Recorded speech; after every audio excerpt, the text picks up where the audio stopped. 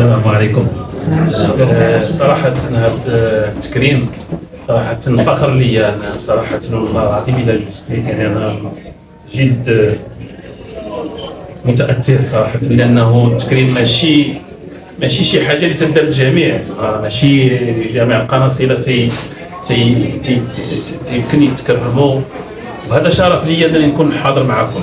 وهذا التكريم اللي تنبغي نتقاسموا مع جميع العناصر القنصليه، خاصه السي وعيد، عناصر القنصليه اللي لولاهم ما كانش القنصليه تكون هذاك التطور.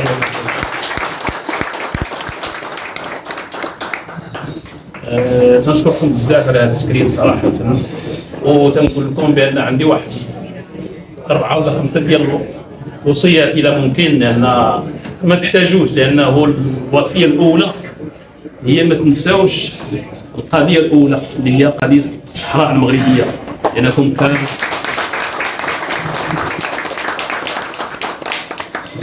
كمجتمع مدني عندكم واحد الدور كبير في اطار الدبلوماسيه الموازيه اللي هي راه نعرف بلا ما نحتاج نوصيكم عليها، لانها هي قضيه المغرب الاولى.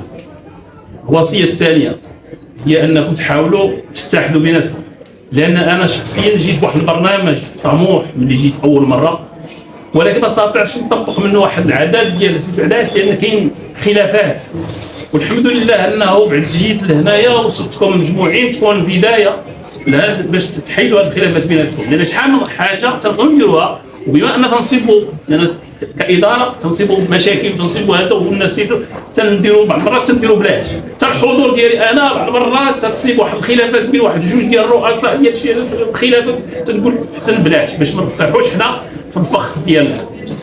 الحاجه الثالثه هو انكم تستمروا مع السيده كاينه قنصليه اللي غتجي في بلاصتي، انكم تستمروا معها كيف ما معايا، ان الامور باش يكون واحد الاستمراريه في العمل والتحسن. راه ربما انا ما طبقتش البرنامج ديالي كامل، ولكن تنتمنى من الله ان السيده اللي غادي تجي، السيده الزاهي هي اللي غادي تجي تلتحق ان شاء الله في بدايه بلجنبير، انها تقوم بتكمله ديال البرنامج وتحسن الامور اكثر.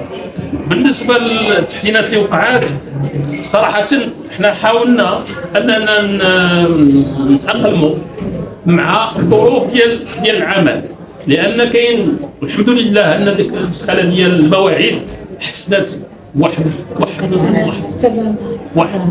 المواعيد واحد، يعني انا خدمت قبل ما نخدم في بولونيا، وديك الساعه ما كانوش المواعيد، كانت واحد الفوضى ما يمكن لكمش تصوروها، كانوا الناس يجيو حصه الصباح وشادين الصف سريه في الصيف، كانت دابا لا الامور تجي في الوقت ديالها. كاين بعض الحالات اللي تنقدروش حنا نتصرفوا فيها، لان فعلا كاين واحد المؤاخذات انه تيجي واحد بلا موعد وما تنقدروش، راه الظروف الحاليه تجعل انه ما نقدروش واحد بلا موعد، لان السيستم اللي داروا واحد النظام جديد داروه بلا موعد راه ما يمكنش يبان لنا ويدخل في السيستم. في السيستم ما يمكن ليناش نتريتيو شي ملف او نخدموا شي ملف الا ما كانش داز من سميت، وخصو يكون قبل، لان على الاقل 24 ساعه.